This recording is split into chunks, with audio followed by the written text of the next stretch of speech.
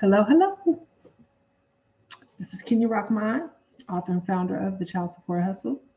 Hope you're doing well this afternoon. I'm doing all right. Just getting some wires out the way. So, just like the title says, I try to be a little creative. Um, but I did my video last week about Senator Warnock in this Senate race down here in Georgia. And this week I'm going to do one, this might be the same week, about Mr. Herschel Walker. And the reason why I want to do the videos is that both gentlemen have issues concerning family court. And they're not talking about them. And for the life of me, I can't understand why, besides the embarrassment of, having family court issues, but there's nothing to be embarrassed about, especially if they did nothing wrong. And from what I could see, they didn't. And what's happening to them is happening to fathers all across the country, all across the world, really. So I'm going to jump right into it. I know it's Saturday football, go Bucks, but I wanted to make the video. You can come back and watch it if you're here now. If you're jumping in, please don't forget to subscribe and like the video, share, and I will greatly appreciate it. So, Herschel Walker, yes, you know him. He's a favorite in the football arena, Heisman Trophy winner, and now he's a candidate for United States Senator representing the great state of Georgia. So in this campaign, he also was a fierce supporter, or he was rallying against the fatherless crisis here in America. I call it a hustle, as you can see from the title of my page. But during his campaign, it was discovered that he had himself fathered at least 3 children outside of wedlock. It wasn't the reality of the children being born outside of wedlock that classified his children as fatherless. That would be ridiculous, right?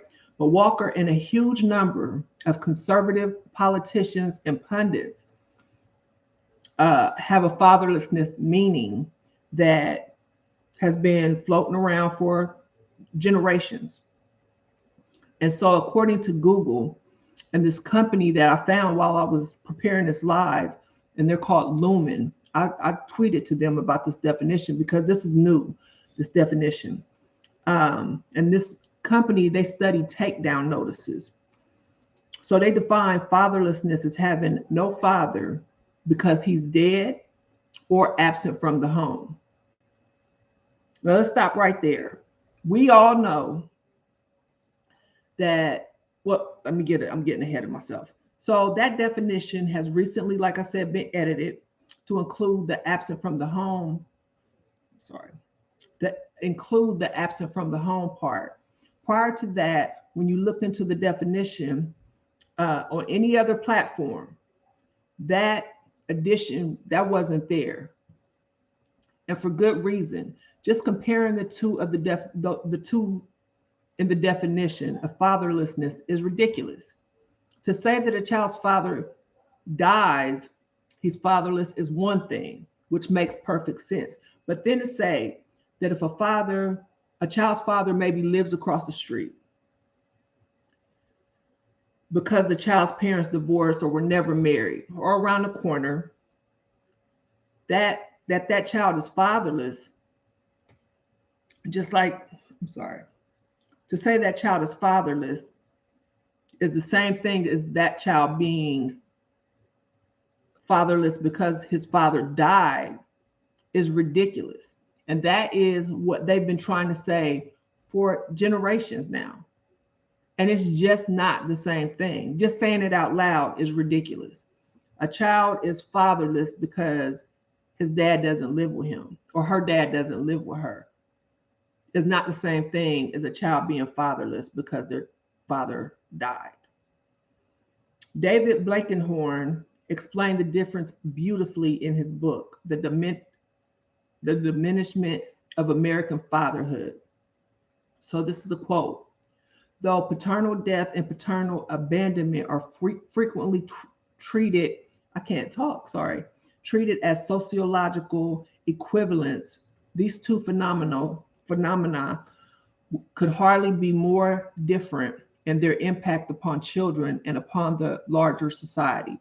To put it simply, death puts an end to fathers. Abandonment puts an end to fatherhood, end quote. There's a huge difference, and one that needs, this is killing me, and one that needs more attention when people like Mr. Walker, who at one time spoke negatively about the alleged fatherless crisis, and now doesn't want to speak about the issue at all. He acts like he never ever was on a crusade bashing fathers who weren't in the home. And now, now he says nothing but, good old internet. You can go look it up. So I want to talk about why he's acting like he ain't say shit. So Timothy Bella of the Washington Post reported that Walker told Charlie Kirk that absentee fathers in the Black community was a significant issue. Walker said, quote, I want to apologize to the African American community because of the fatherless home is a major, major problem, end quote. And he went on to say that he was, quote, like a father, end quote, to many young people in his hometown of Georgia, which, I mean, any child that's being raised without the father being active can be damaging. But that happens when a child does not have access to their father as well. But that does not, having access doesn't make that child fatherless. So, of course, in hindsight, since it was later discovered that he had so many of his own fatherless children, by their definition, not mine, he could have been like a father to his own children, right? Instead of all the kids in Georgia, but later on, he didn't. So I don't, he could talk about that. In another interview Walker did with conservative personalities Diamond and Silk, he spoke again about fatherless children in the Black community. According to Huffington Post, Walker disparaged Black fathers who leave boys to be raised by their mother. That statement in itself is laughable because after his divorce, he left his son that he publicly acknowledged, because he only acknowledged the one son, to be raised by his ex-wife and the mother of his son. So he did the same thing. So when all this came out, why not talk about it? Because I'm sure he did research to find out or discover that that's not what fatherlessness meant, because he did it. So maybe back up and research and find out, oh, that's not fatherlessness if you don't live in the home. That's not what fatherless means, because he's living and breathing. So his son is not fatherless. None of the children are. So why not talk about it? So Walker's other 3 children, who were, as of June of this year, according to the Huffington Post, he has 2 sons, ages 10 and 13, and an adult daughter, in which Walker said, quote, I support them all and love them all. That does not sound like a father, children that don't have a father. However, the Daily Beast reported that although one of his sons grew up 1,500 miles from Walker here in Texas, the child's mother had to take him to court a year after giving birth to secure a declaration of paternity and child support. And although he sent birthday and Christmas gifts, he hasn't seen his son in years. Now let's stop right there. Has he not seen his son in years because he chose to? Or has he not seen his son in years because the mother is not allowing him to see his son? In that case, that's parental alienation. That's another issue that Walker could be discussing while he's on the campaign trail. I mean, it's all eyes on him and Senator Warnock, who has his own issues going on with the child support and the custody dispute. So for the life of me, I don't understand why they are not discussing these very important issues that America wants to talk about. We want reform. We want abolishment. We want so much going on, but instead they're like, look over there while we're saying, talk about the shit. During the Diamond and Silk interview, Walker also likened fathers leaving their boys to be raised by their mothers to when Black families were separated during slavery. Now, this is something that is said often. A father dying compared to a father abandoning his child is not the same. We've established that. And a father dying or abandoning children has absolutely nothing. There's nothing comparable to Black families being separated or Black children being separated from their parents, biological parents, during slavery. I don't know. Well, during my research, I kind of figure out where that bullshit started, but my hope, and you know, we can all hope and dream. My hope, and it's a long shot, but my hope is that when people compare things that are happening now to things that happened during slavery, which people love to do, and really none of us were alive back then, we can read and kind of surmise and look at movies and see depictions of what happened, but none of us were there, so we can't say, oh, it wasn't as bad during slavery as it is, because nobody knows. You don't know. So when Herschel Walker and others compare what a family life was like back to what it is now, you don't know, because really there weren't any intact families that couldn't be taken apart at a snap of a finger. For one thing, you didn't have the choice to abandon or not abandon. So Black people, and when our ancestors were considered property, because you didn't have a choice, you can get sold from your family, never to be seen again. They need to research what the fuck they're talking about before they say anything and compare what's going on now to what was going on then. So before Mr. Walker compares what he has purposely caused in the lives of his children, and that's being abandoned them, because that's what it looks like, because what he has said, which is fatherless, abandoned, he's sorry for the Black community, that kind of stuff. When he abandoned his children, because they are certainly not fatherless, because we see him, talking all the time, he should research and actually find out what happened when the slaves were separated from their babies. So I'm going to read something from Heather Andrea Williams, and this book is entitled Help Me Find My People, The African American Search for Family Lost in Slavery. So this is a quote.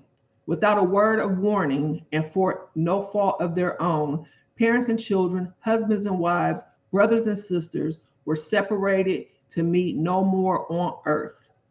A slave sale of this sort is always as solemn as a funeral, and partakes of its nature in one important particular, the meeting no more in the flesh, end quote. And that was from William Parker, a former slave. Mr. Walker is and was, like so many others, speaking on slave condition in this context, family. But Mr. Walker, like so many others, hasn't researched what life was like during slavery, or he wouldn't be saying shit like that. So as I spoke about in my last video concerning Senator Warnock and his purposely ignoring his child support issue and visitation issues, that are in his face publicly, he should discuss this publicly because it affects so many people. It's not like he's unique to his ex-wife wanting more money or his ex-wife wanting to move his children out of state thousands of miles away from him and wanting him to finance that and wanting him to spend less time with his children. So that was what I'm asking for. Speak about the issue, because the issue, people want to hear that and people want reform. So this is no different with me asking Walker to speak about an issue that he has spoken about openly and has come, the roosters coming home to roost, talk about the fatherlessness or the fatherless children that you were talking about before. And he's talking about everything else besides this. Just a few months ago, he wouldn't stop talking about fatherless children and slavery and shit like that. Now he won't discuss it. So I'll talk about a few things. One truth is that the fatherless crisis is not real. It's something that is a derogatory term created to, guess what? Undermine Black people. According to Black people and Black families, according to Jennifer F. Hammer, fatherless is how researchers and policymakers characterize the disproportionate number of Black children residing in female-headed households. But we all know that no child is born fatherless, unless, of course, you talk about in vitro fertilization. But no child is born without a father. And I wrote this in, I wonder with those children, will they be blamed for all the social ills that Black children are blamed for in these fatherless homes? Secondly, when you compare the social problems that are listed as causes that come from fatherless homes, are we going to compare those, or are they going to be associated with parental alienation? Because the same issues that come from the alleged fatherless homes are the same, almost identical to the issues that come from children being raised by parents who alienate the other parent. For instance, both children who grow up without their father, whether the father is voluntarily absent or if they're alienated, are more likely to drop out of school, more likely to become a teen parent. They have increased risks in using drugs and alcohol, more likely to have behavioral problems. They're more likely to suffer from child abuse, because we know parental alienation is child abuse. And they're more likely to be diagnosed with a mental health disorder. So if parental alienation, Mr. Walker, if that was one of your issues, that's another thing that you can bring up and talk about on your campaign trail while you're asking people to vote for you with the upcoming, what do you call it, face off or whatever, when y'all, on the 6th. So there's so many issues that can go into this, what do y'all call it, runoff? Whatever that y'all can be talking about besides all the other stuff that every politician talks about, because very rarely are family court issues front and center when politicians are running against each other. And we got it all here with Warnock versus Walker. We have child support issues. We have shared parenting issues. We have this fatherless crisis issue, everything. And they're not saying anything. So these issues can be brought to the forefront. People can learn more about why we need reform, why this is affecting everybody, why fatherlessness is not what it seems, and why they even created this word. And so much more. Stop running from this issue, politicians. We know that you get kickbacks. We know that you get incentive money from this child support, this Title 4D program. We know that. America has been awakened to the child support hustle. We understand that you get over $5 nationally, an average of over $5 per dollar that you spend on this program. We know the children don't get money back when they're on welfare. We know they don't get that child support money in more than half of the states. We know that. So back to Mr. Walker, if you want to talk about slavery, talk about the modern day slavery that the child support system and the family court systems actually operate in 2022 down there in Georgia. Down there in Georgia, they sentence people to, they call it accountability court. And they pat themselves on the back and make this, hoopla about how great the judges and the lawyers and how great they are. But really, they force these parents to go to this accountability court, and they sentence them. They're, no different than parole or probation. They have to go through this program so they can work to give their money to child support that they keep. Because if that low income child is on welfare, they don't get any money. Georgia says that they pass through up to the need of the child, of the parent. They report that they pass through, but guess how much they've passed through in the past 5 years? Zero. None. They don't pay anything to these kids. That's why these kids still live in poverty. They'll lock these parents up, claiming that it's for the best interest of these children, and yet they keep the fucking money. You want to talk about slavery and families were better off during slavery? Y'all listen to how these people talk when they talk about this shit. Let's talk about the debtor prisons. You want to hold people in prison because they can't pay a debt to the government. But then when they get out, you want more money from you. How are they going to get a job if you're going to charge them with a felony? People don't hardly hire people with misdemeanors. And you think they're going to give a job to a felon? And then you want people to vote, and they have a felony on them. But you want people to come out there and vote? These abandoners, these people that leave fatherless children a trail of them, like you, Mr. Walker. Debtor prisons were outlawed even before emancipation. They were outlawed in 1833, but Georgia, y'all still lock people up for owing child support debt. And so does almost every other jurisdiction in the United States. Senator Warnock, are you saying anything about that? Because everybody that I see on Twitter is saying you don't pay your child support. And you're not saying anything about it. But if you weren't a senator and you weren't paying your child support, they'll lock your ass up too.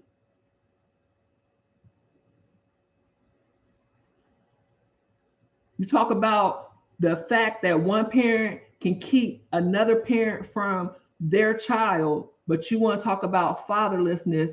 You want to talk about parental alienation, and the courts giving one child more power over that child and over that parent that they can keep them away just because they can, because they gave birth to the child and because they have a vagina. They get all the power. We get all the power because we have a vagina, and that man has no rights. Y'all aren't saying anything about that, but y'all are begging people to vote for y'all. For what? Y'all don't even have heart enough to talk about the shit y'all going through. And Walker, you was just bashing these men out here that's struggling to probably see their fucking kids.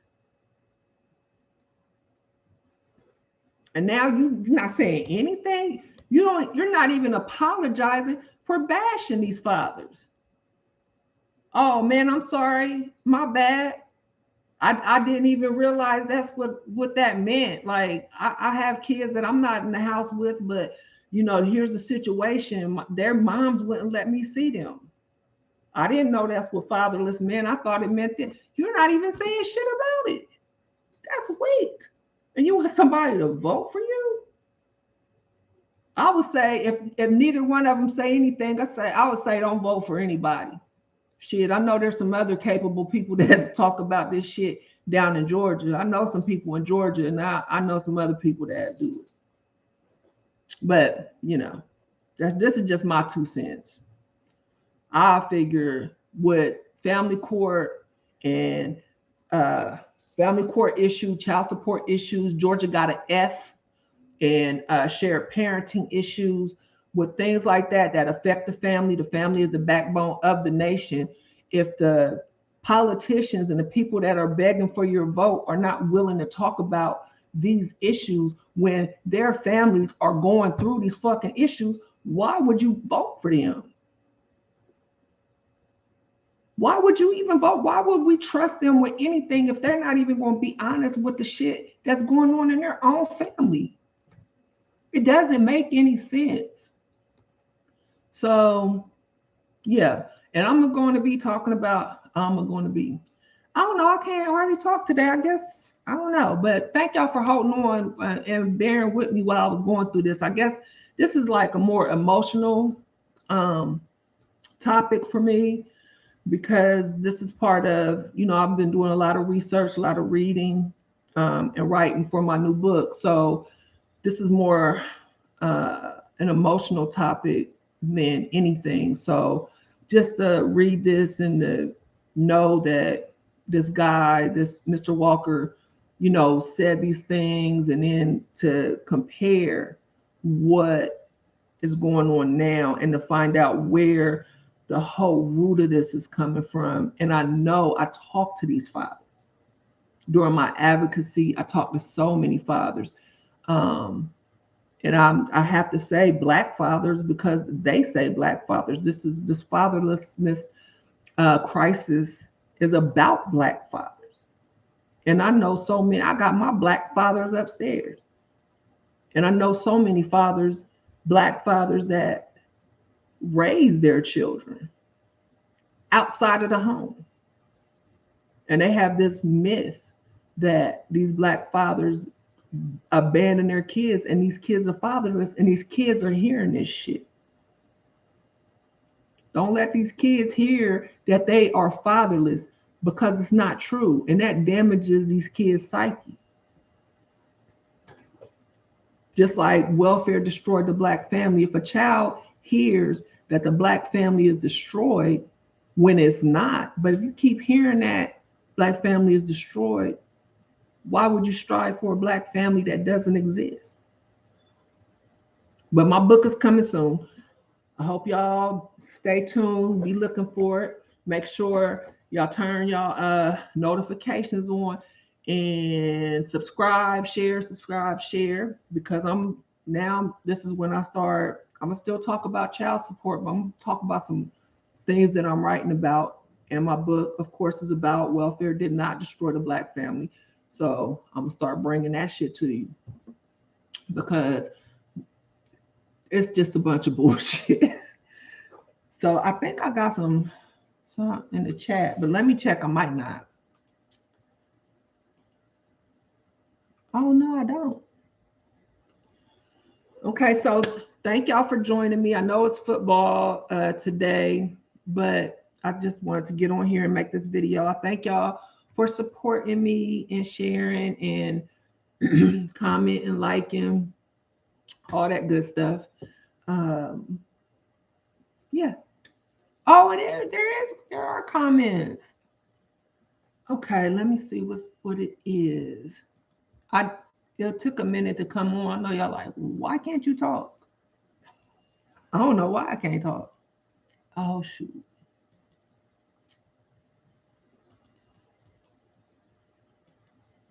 I gotta turn this up. Just give me 1 second, guys.